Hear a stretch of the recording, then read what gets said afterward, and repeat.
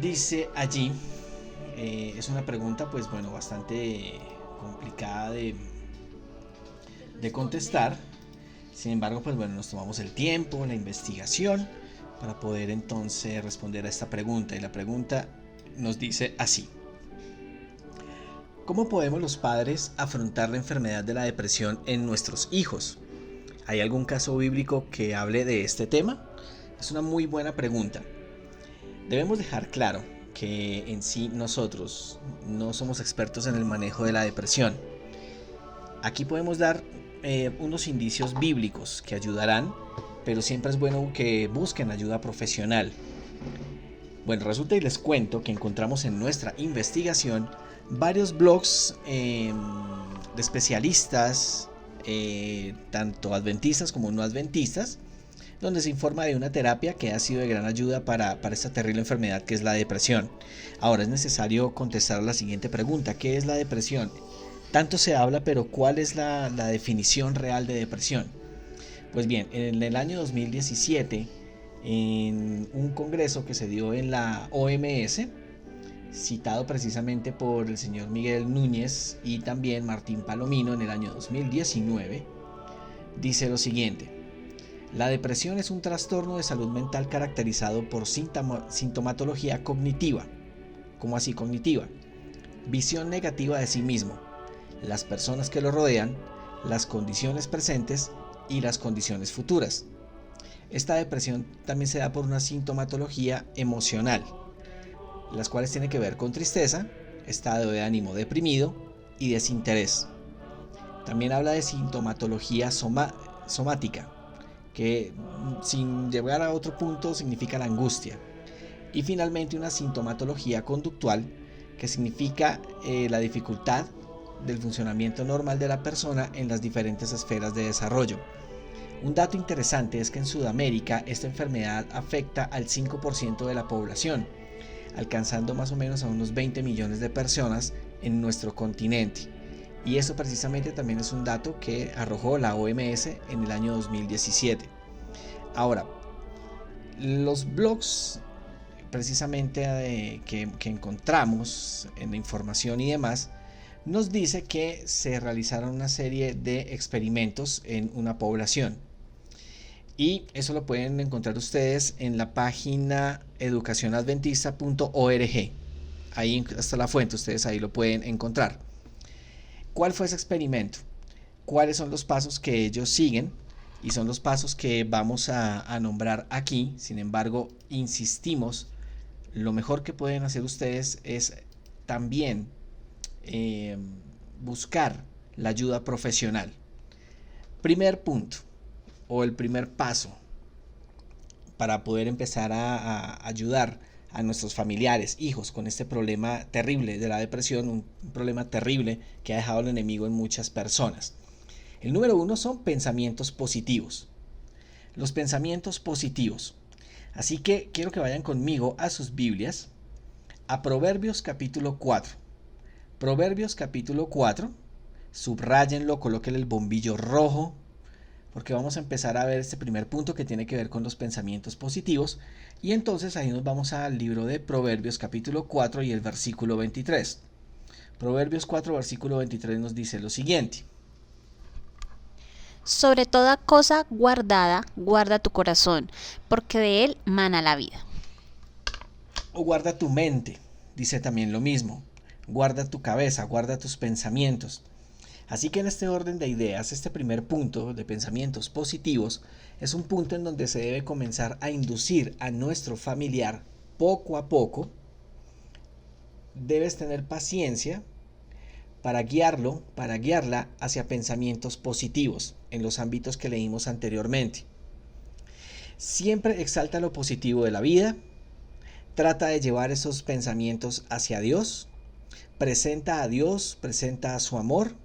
Trata siempre de sacar lo positivo de todo asunto, aunque parezca malo. Siempre habla de esa persona, de sus cualidades. Porque las personas con depresión siempre van a tildar o siempre van a tratar de sacar lo malo que hay en ellos. Van a sacar precisamente lo negativo que hay en ellos. Y en eso se van a enfrascar y ahí se van a quedar. Siempre procura sacar lo mejor de ellas, exalta sus cualidades, no solo las físicas, también las que tienen que ver con el intelecto, las emocionales, siempre habla en positivo. En ese orden de ideas, estos especialistas de la iglesia adventista, precisamente también recomiendan siempre mantener este versículo que es muy conocido, Filipenses capítulo 4 y el versículo 8. Por lo demás, hermanos, todo lo que es verdadero, todo lo honesto, todo lo justo, todo lo puro, todo lo amable, todo lo que es de buen nombre, si hay virtud alguna, si algo digno de alabanza, en esto pensad. Así que en ese orden de ideas siempre nos lleva a pensar en lo que es bueno, en lo que tiene virtud.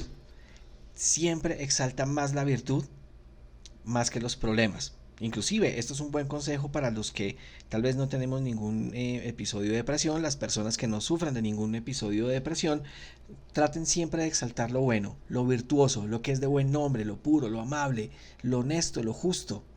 Porque esto ayuda precisamente a que una persona tenga una visión diferente de la vida. Filipenses 4:8 es un claro ejemplo de qué es lo que Dios desea, de que llenemos nuestra mente, de lo bueno. Ahora, para ello también debemos incentivar los siguientes hábitos. Son propuestas. Se pueden hacer muchas cosas más. Insistimos, siempre es mejor que consulten a un especialista en el tema. ¿Cuáles serían esos hábitos? Miren una película o miren películas con pensamientos positivos. Un buen ejemplo que les puedo dar, una buena recomendación, es la trilogía de las películas Dios no está muerto. Son unas películas muy buenas que precisamente a pesar de las dificultades, a pesar de las diferentes situaciones que se presentan, muestran que Dios está allí siempre, dirige la vida, dirige cada momento, cada punto, exalta lo positivo y finalmente es Dios quien termina solucionando todos los problemas. Así que es un buen ejemplo para que las personas miren las cosas de manera completamente diferente. Eviten, quiten todos los contenidos que ayuden a causar tristeza. Uno de ellos pueden ser los noticieros precisamente que muestran estas noticias nefastas que parecen no ayudar mucho precisamente a salir de estos estados de depresión. O las personas tóxicas. Eso es un punto muy importante. Por favor, nos gustaría que nos comentaras eso. Bueno, pues las personas tóxicas, como las mañanas, los viernes en la mañana, el programa de las 9 sobre La Roca también nos han dicho que las personas tóxicas lo que nos hacen es quitarnos esos pensamientos positivos y siempre hacen pensar que todo lo malo está sobre nosotros. Y eso es, pues para mí, algo que influye mucho para la depresión. Siempre ven todo lo negativo, para ellos siempre es todo lo es malo. Son personas muy dependientes de otra persona, así que las personas que sufren depresión o creen que están sufriendo depresión deberían alejarse por el bienestar de su salud mental de estas personas tóxicas. Así es, son personas que finalmente los quieren hacer dependientes emocionales y que siempre van a exaltar lo negativo de esa persona. Entonces es increíble, sí, tomen ese consejo, aléjense de personas tóxicas. Otro punto muy importante que aconsejan estos especialistas es tomar versículos bíblicos que hablen acerca del amor, de la esperanza, de la alegría, de la fe, que precisamente muestran a un Dios que está pendiente. No solo hay que recitarlos, sería bueno copiarlos y dejarlos en diferentes partes de la casa, en varias partes estilo letrero, con colores, que en la publicidad esto se llama bombardeo de información, que la persona que vaya pasando en diferentes partes de la casa, así no se quede viendo los mensajes, el cerebro lo que hace ya es adoptar esos mensajes y lo guarda en el cerebelo, lo guarda en una parte muy profunda de la mente, pero eso se queda allí. Fíjense que lo mismo pasa con los pensamientos negativos, lo mismo pasa con el contenido negativo que estamos viendo. O así no lo veamos y pasemos por la calle, todo ese contenido siempre queda guardado. Por eso es muy importante lo que dice precisamente Proverbios, hay que guardar la mente, hay que guardar el corazón de lo que vemos. También un buen consejo que da el profeta David, lo encuentra en el Salmo 103, y es precisamente quitar todo lo malo y lo impío de delante de nuestros ojos. Así que en ese orden de ideas También salir a espacios abiertos donde predomine la naturaleza, el cantar de los pájaros, sitios apartados de la ciudad, ayudan a inundar nuestra mente de pensamientos positivos. Nos lleva a llenar nuestra mente precisamente de ver la creación, de ver la belleza de la creación y, como lo vemos o lo hemos estado viendo en la escuela sabática de esta semana, ver el amor de Dios precisamente en esa creación. Punto número 2. Hazle saber lo importante que eres para Dios y lo importante que eres para ti. Así que hay que tomar a esa persona siempre con paciencia, y ya vamos a ver el caso bíblico, siempre con paciencia, insistiendo, diciéndole todos los días te amo, diciéndole todos los días lo importante que eres para mí, la bendición que ha sido que Dios haya traído a esa persona a tu lado, en este caso de los hijos, la bendición que ha sido que Dios precisamente haya dado la oportunidad de ser padres, la alegría que das a esa casa. Exalta siempre esas cosas, dile lo importante que esa persona, que ese hijo tuyo, ese familiar, si en el caso es tu esposo o tu esposa, hazle saber y entender todos los días que es importante que su presencia, que su vida esté a tu lado. Y lo mismo para Dios. Hay varios versículos que podemos recitar. Vamos a tomar nota, son algunos apenas, por cuestión de tiempo no podemos leer más, pero vamos a leer algunos. Vamos a leer, por ejemplo, Jeremías capítulo 31 y el versículo 3. Jeremías 31 y el versículo 3. Jehová se manifestó a mí hace ya mucho tiempo, diciendo, con amor eterno te he amado, por tanto te prolongué mi misericordia. Entonces fíjate que cuando le decimos a nuestros familiares, a nuestros hijos, a esas personas que amamos, con amor eterno Dios te ha amado, todos esos mensajes hay que inundarlos en la mente de las personas. Lo mismo pasa con otros casos, por ejemplo Miqueas 7:19, vamos a ir allí rápidamente, Miqueas capítulo 7 y el versículo 19. Él volverá a tener misericordia de nosotros, sepultará nuestras iniquidades y echará en lo profundo del mar todos nuestros pecados. Y este es un versículo, dirán ustedes, bueno, pero ¿esto qué tiene que ver? Miren, mucho, porque precisamente el siguiente punto tiene que ver con el hecho de dejar el pasado en su lugar. No te latigues por el pasado. No hay que latigar a la gente por el pasado. Pasa mucho precisamente en la vida cotidiana que si alguien tiene buena memoria es la mujer. No siempre. En muchos casos pasa. Por ejemplo, nosotros tenemos muchos casos de algunas parejas de jóvenes, de novios que llegan a nosotros y pues nos cuentan sus experiencias, donde las novias y algunas parejas de casados, los hombres nos dicen, mi esposa no ha podido olvidar algo que le hice hace 5, 6, 20 años. Y cuando peleamos me lo recalca. Miren, eso no ayuda a la salud emocional de nadie. Si Miqueas 7:19 dice que Dios ya puso nuestros pecados en el mar, en lo más profundo del mar, cuando nosotros traemos a colación esas cosas que ya Dios dejó en el pasado, estamos haciendo la obra del enemigo, porque el enemigo es el acusador. Tengámoslo presente. Entonces, en ese orden de ideas, si Dios ya olvidó el pasado, no lo traigamos a colación. Eso no ayuda a la salud emocional de nadie, ni a la salud espiritual. Vamos a ver el siguiente versículo. Primera de Juan, capítulo 3. Primera de Juan, capítulo 3, versículo 1. Mirad cuál amor nos ha dado el Padre, para que seamos llamados hijos de Dios. Por esto el mundo no nos conoce, porque no le conoció a Él. Bien, es un bello versículo. Hay que precisamente dejar claro a estas personas con depresión, a nuestros hijos que sufran de depresión, nuestros familiares, que son hijos de Dios, que Dios no los va a abandonar, que no hay forma que Dios se olvide de una persona, que Dios lo ama. Y obviamente hazle recálcale que tú también le amas y que estás ahí. Leyendo estas promesas y otras promesas más que se encuentran en la Biblia, todo esto va a ser de gran ayuda para este gran problema de la depresión. El punto que habíamos adelantado, pero ya lo vamos a tocar aquí un poquito más a profundidad, es el de dejar el pasado en su lugar. No te latigues, y esto también se habla de manera personal. No nos latiguemos por lo que ya pasó. No nos latiguemos por lo que ya fue. Dejemos el pasado en su debido lugar. Miren, hay muchas personas precisamente que no han podido rehacer su vida, que no han podido iniciar un nuevo capítulo en su vida porque se quedan atados a un pasado tormentoso.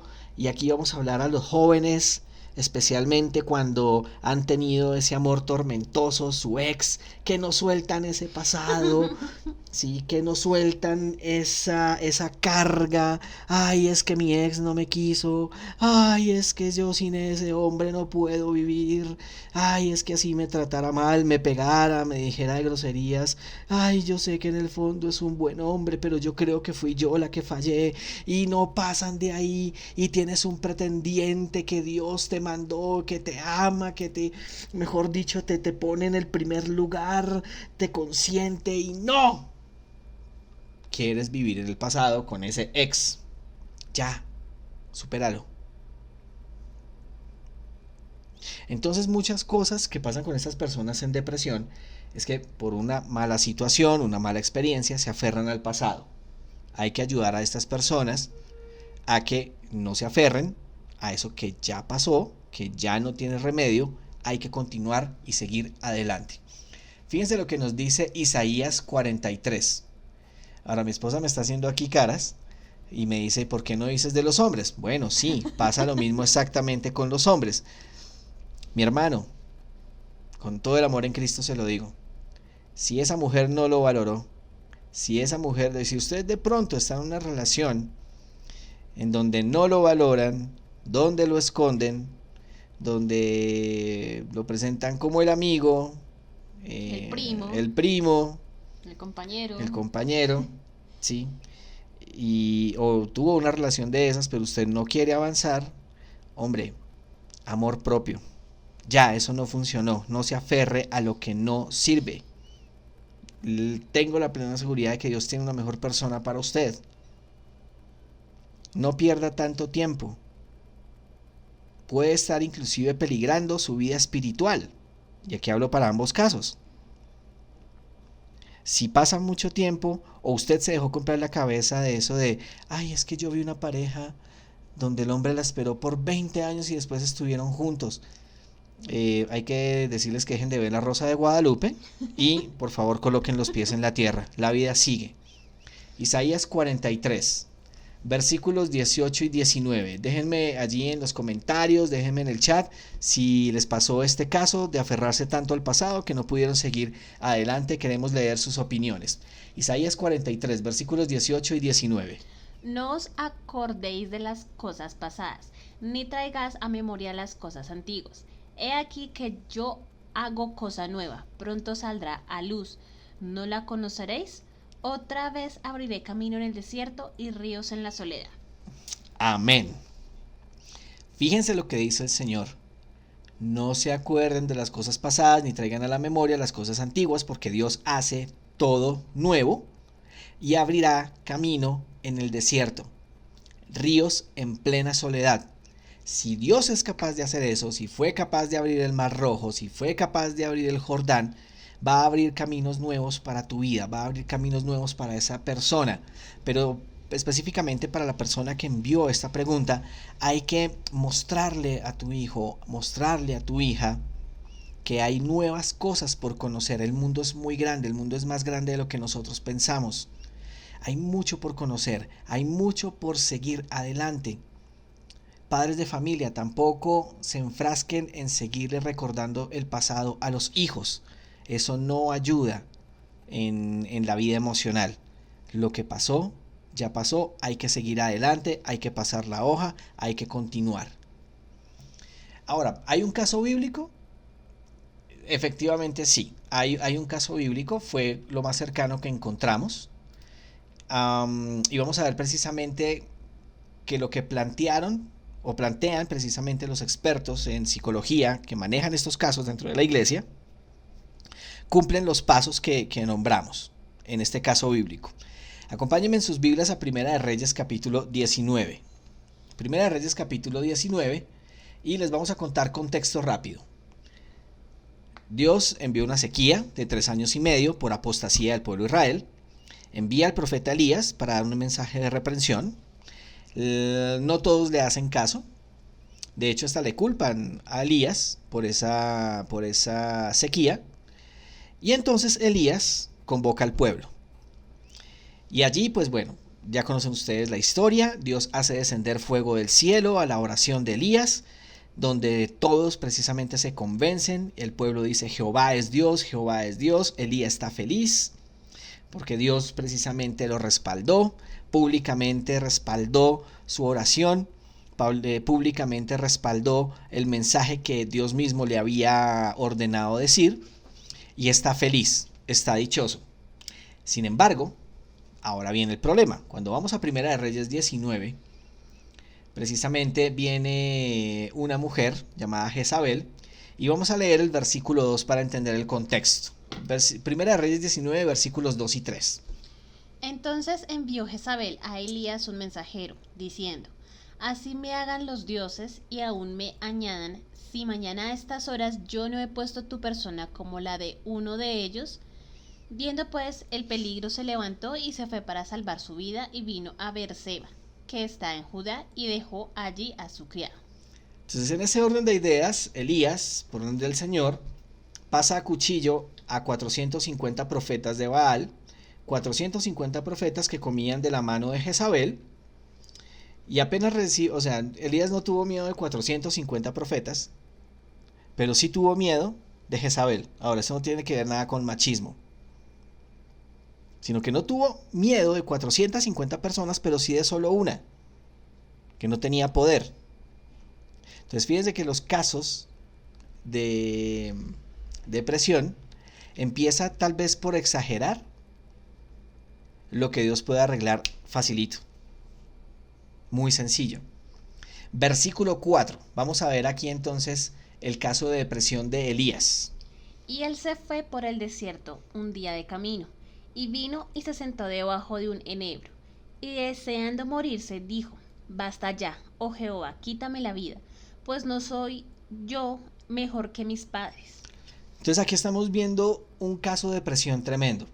Los casos de depresión generalmente terminan expresando el deseo de morir, inclusive hasta diciendo, orándole a Dios, pidiéndole que Dios les quite la vida.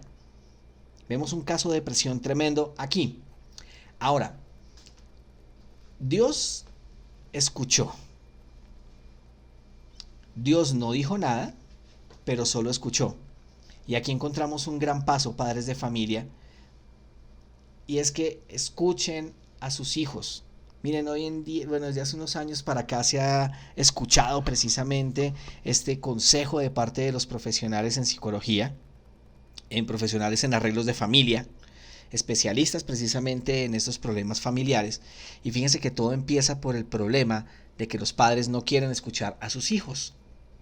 El esposo no escucha a su esposa, la esposa no escucha a su esposo, los hijos no escuchan a sus padres. ¿Cuántos problemas se podrían arreglar en este mundo con escuchar? Inclusive los casos de depresión se pueden empezar a arreglar cuando usted se dedica a escuchar, más que a regañar. Escuche.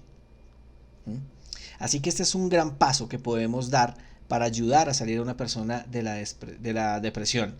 Dejen que se exprese y no diga nada. Deje que se exprese. Ahora vamos a ver cuál es el trabajo de Dios frente a este problema de la depresión. Versículos 5 y 6. Y echándose debajo del enebro se quedó dormido. Y he aquí luego un ángel le tocó y le dijo: Levántate, come. Entonces él miró, y aquí a su cabeza era una torta cocida sobre las ascuas y una vasija de agua, y comió y bebió y volvió a dormirse. Entonces empezamos a ver aquí un trabajo de amor. Poco a poco. Le deja ver que no está solo. A veces, padre de familia, los hechos hablan más que las palabras. A veces, y eso hablo para papás mucho más jóvenes, no basta con expresar el amor en sus redes sociales y decir te amo, hijo, pero le ponemos más cuidado a las redes sociales. Fíjense que aquí el trabajo de amor es una dedicación de tiempo. El hecho de que le cocinara, de que fuera donde estaba, que le dejara allí la comida, son muestras, son hechos de amor. Si esto podemos aplicarlo a nuestro caso humano, al hacer exactamente lo mismo, fíjense que, mira, levántate, te dejé la comida y apliquemos los pasos que vimos anteriormente. Te amo, no olvides que eres importante para mí, un beso en la frente, un beso en la mejilla, un beso en la boca para el caso de la pareja de esposos. Pero es dejarle ver a esa persona que no está solo, que estamos pendientes. Versículos 7 y 8. Y volviendo el ángel de Jehová la segunda vez, lo tocó diciendo, levántate y come, porque largo camino te resta. Se levantó pues y comió y bebió, y fortalecido con aquella comida, caminó 40 días y 40 noches hasta Horeb, el monte de Dios. Amén. Ahora, algo muy importante acá es precisamente insistir, todo el tema y todo el cuento de insistir. Todos los actos que se puedan hacer para ver o hacer ver a esa persona lo importante que es para Dios, que es para ti, para que siga el camino de la vida, para que se levante con ánimo. Todo acto de amor y fortaleza le ayudará a ver que todavía le queda mucho camino por recorrer. El mundo es muy grande. Hay muchas cosas por hacer. Hay muchas personas que puede conocer. Entonces esto puede ayudar, pero aclaramos, nosotros no somos expertos en psicología para el manejo de la depresión. Estos principios los sacamos precisamente de la página educacionadventista.org, donde especialistas en tratar este tipo de temas nos dieron estos tips que pueden ser aplicados, pero siempre recomendamos, vayan, consulten expertos en psicología, en psiquiatría, que pueden ampliar, inclusive nombrar muchas más actividades que pueden realizar para ayudar a los jóvenes, a los hijos, a las esposas, esposos a salir de estos problemas de depresión. Estas tácticas, estos puntos son aplicados por estos especialistas de la salud de la iglesia. Entonces, finalmente, para contestar a la pregunta, esos serían los pasos, pero consulten a profesionales y mejor si son de la iglesia. Bien, vamos a nuestra primera pausa musical y ya volvemos entonces con la parte que más gusta de nuestro programa, y es la sección de preguntas y respuestas rápidas.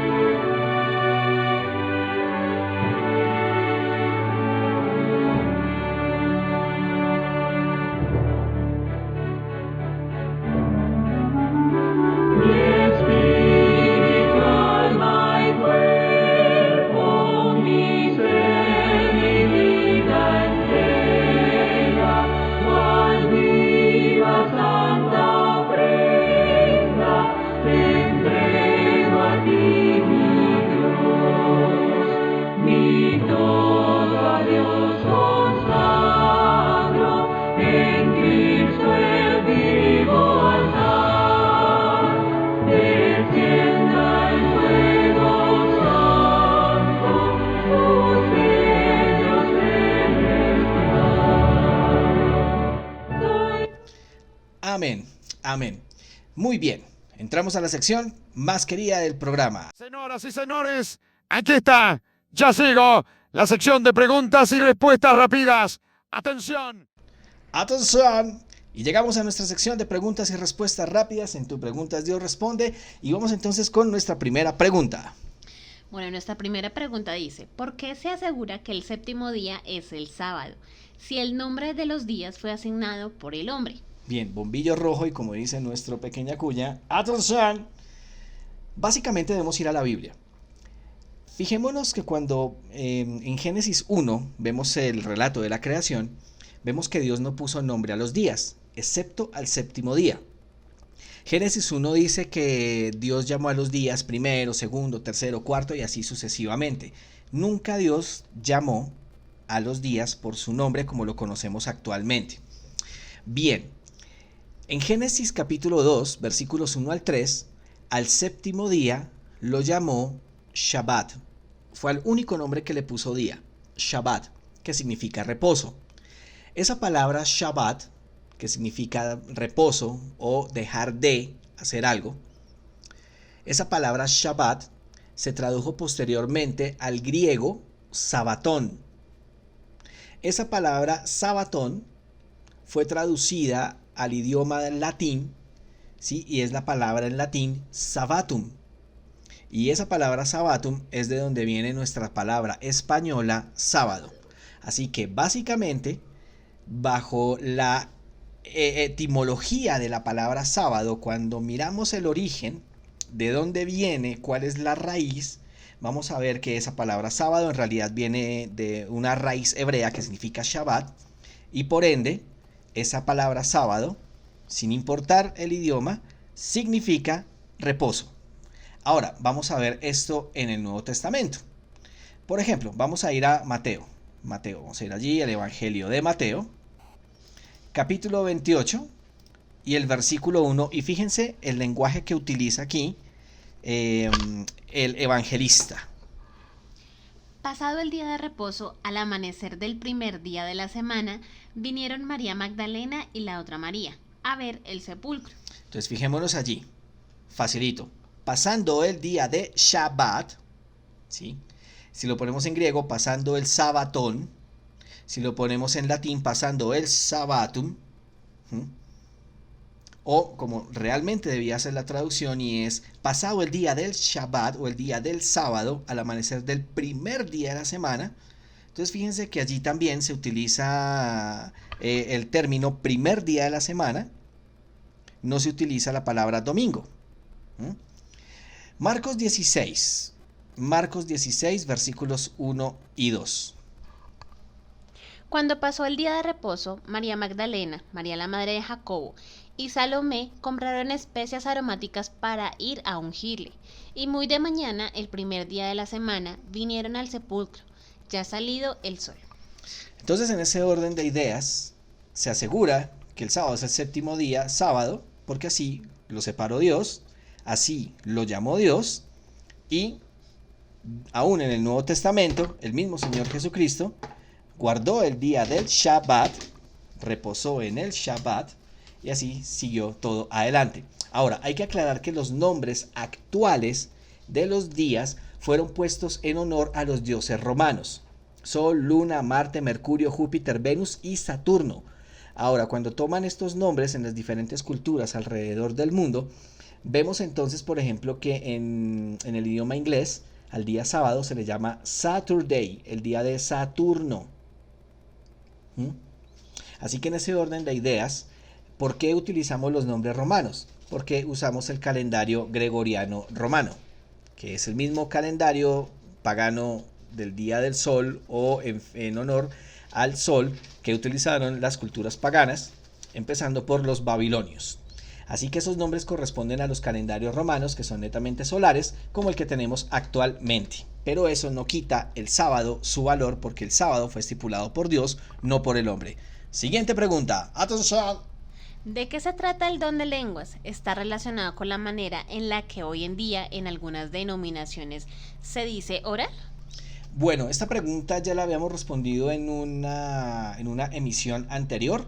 Sin embargo, en el chat voy a dejar allí el enlace, el link, para que ustedes puedan ver el programa completo y de esa manera puedan ver precisamente todo el programa. Bien, pero para contestar de manera muy rápida, en Hechos capítulo 2 se muestra claramente que ese don de lenguas se refiere a lenguas humanas, ya que al hablar de la palabra lenguas en Hechos 2 se utiliza la palabra griega dialectos, que se refieren a idiomas que hay en el mundo habitado. Jamás se trató de balbuceos que ni siquiera Dios entiende. Vamos con la siguiente pregunta. ¡Atención! Cuando Jesús estuvo en la tierra, ¿se enamoró de alguna mujer? ¿Pudo haber tenido hijos? ¿Por qué? Bueno, es una excelente pregunta. La respuesta es no. Y la respuesta para si pudo haber tenido hijos, la respuesta es no. ¿Cuál es la base de esta respuesta? Básicamente se encuentra en todo el sistema de santuario celestial. Recordemos por favor que precisamente el conocimiento del ministerio sumo sacerdotal en el santuario es la base de nuestra fe. Todo el sistema de santuario el Cordero, el Sumo Sacerdote, eran una muestra de la misión de Cristo y las funciones que vendría a realizar en la tierra y en el cielo para la salvación de la humanidad. Todas estas funciones están explicadas en detalle en el Nuevo Testamento, así que enamorarse y tener hijos engendrados no era parte del plan de salvación, pues en un lenguaje simbólico, su esposa es la iglesia y sus hijos son todos aquellos que lo aceptamos como Salvador y vivimos de acuerdo a sus mandamientos. Así que no habría necesidad de que Jesús tuviera hijos, porque todos nosotros somos hijos suyos. Es decir, que lo que se habla en el libro del Código Da Vinci o la película es mentira. Es una completa mentira, una completa falacia, así como el libro de la Divina Comedia de Dante Alighieri, donde se toman ideas del infierno y otras ideas más. Siguiente pregunta. ¡Atención! ¿Por qué la elegida para ser madre de Jesús fue María? Bueno, los designios de Dios son un misterio. Debemos dejar claro que nada en nosotros mismos hay para que Dios nos escoja para un ministerio. Todos, sin excepción, somos indignos delante de Él. Sin embargo, la Biblia nos dice que María era una mujer de oración, que estaba en completa disposición de aceptar y seguir la voluntad de Dios en todo sentido, aun cuando ella fácilmente hubiera sido apedreada. Fácilmente hubiera sido apedreada por el hecho de estar embarazada sin estar casada, porque así lo decretaba precisamente las leyes del Antiguo Testamento. Ahora, era una mujer fiel al Señor y conocedora de la providencia de Dios. Sencillamente porque fue elegida, sencillamente porque Dios la escogió, y así fue su voluntad. Vamos con la siguiente pregunta. ¡Atención! ¿Qué es eso del alma viviente? Bueno, esta pregunta también la habíamos respondido anteriormente. En nuestro chat vamos a dejar el enlace para que también puedan ver a plenitud lo que significa esto de alma viviente. Así que cuando puedan, vayan a mirar qué es lo que significa. Pero para dar una respuesta rápida, Génesis 2:7 nos da precisamente la respuesta. Allí encontramos la fórmula para la vida. ¿Cuál es la fórmula para la vida?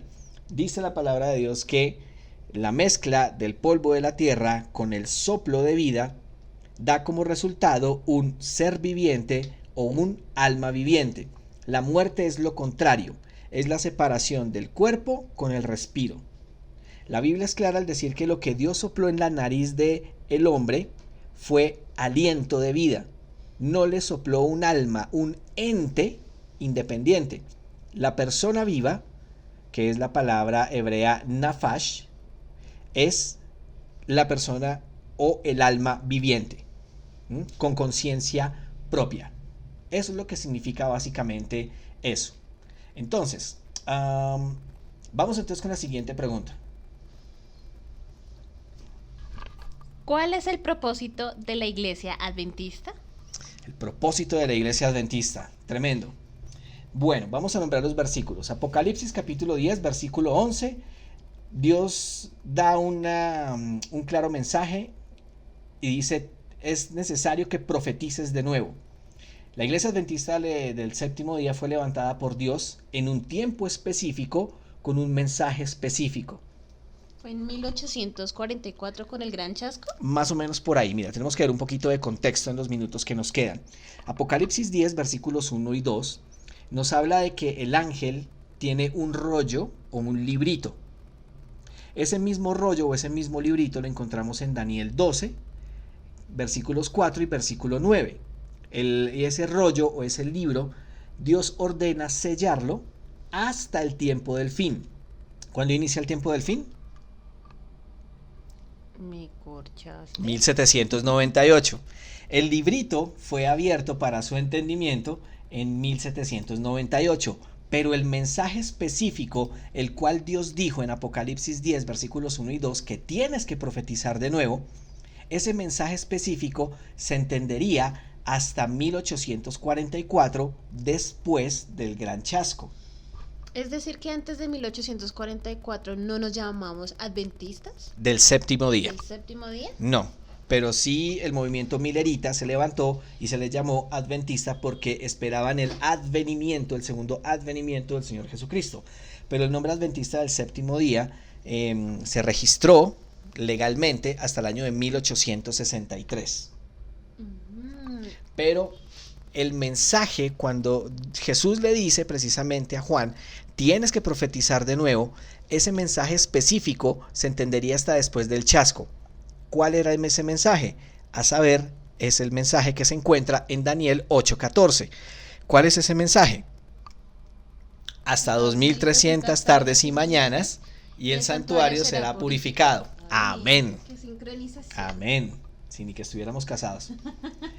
Así que desde ese punto se comenzó a predicar el mensaje de los 3 ángeles de Apocalipsis 14, y aquí es donde encontramos precisamente el propósito de la Iglesia Adventista del Séptimo Día, y voy a leer 3 citas. El primero se encuentra en Eventos de los Últimos Días, página 43.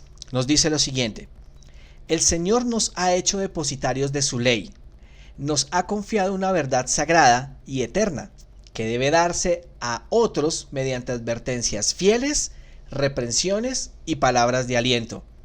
Los adventistas del séptimo día han sido elegidos por Dios como pueblo particular, separado del mundo. Esto ténganlo en cuenta, separado del mundo. Eso incluye música, ropa, comportamiento, forma de hablar, todo. Con el gran instrumento de la verdad, los ha sacado de la cantera del mundo y los ha relacionado consigo. Ha hecho de ellos representantes suyos y los ha llamado a ser embajadores durante esta última fase de la obra de salvación.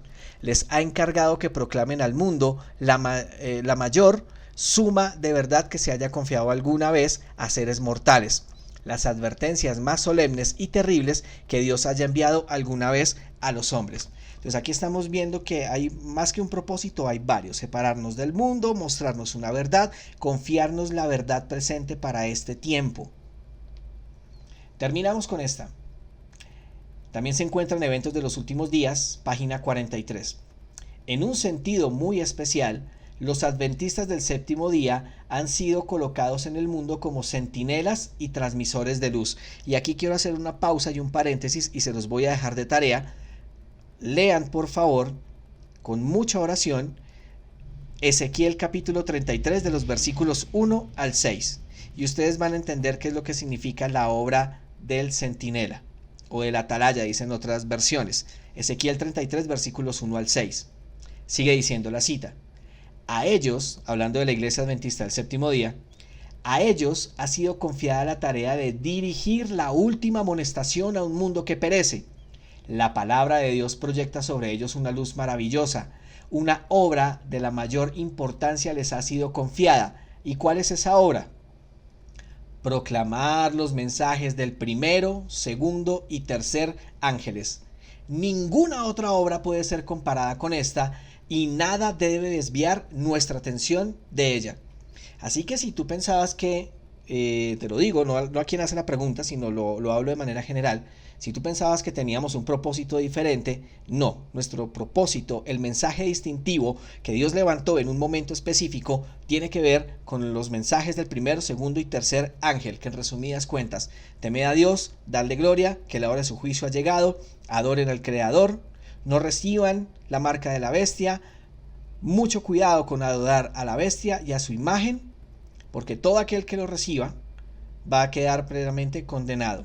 Babilonia ha caído. Todas las falsas doctrinas de Babilonia y las iglesias falsas ha caído.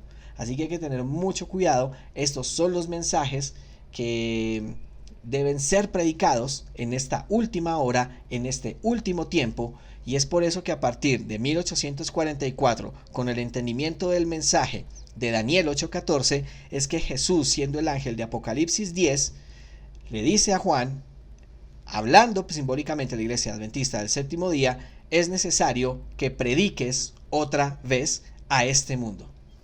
De eso se trata entonces el propósito de la Iglesia Adventista del séptimo día. Vamos a terminar entonces agradeciendo a todos y cada uno de ustedes por el tiempo. No se pierdan nuestro siguiente programa, que precisamente es una edición especial de Padres Bien Padres. ¿Será mexicano? No, es de Perú. Ah, es de Perú, bueno. Padres bien padres, ¿eh?